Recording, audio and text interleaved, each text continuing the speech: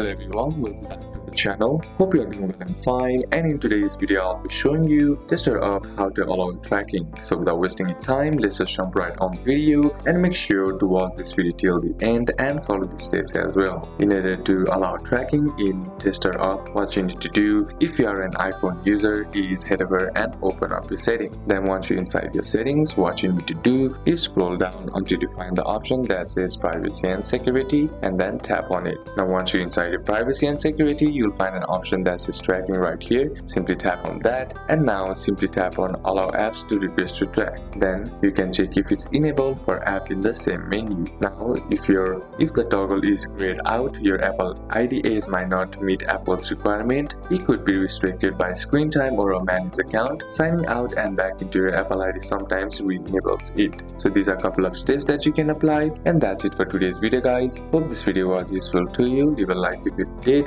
comment down any questions that you have, and see you soon on the next one.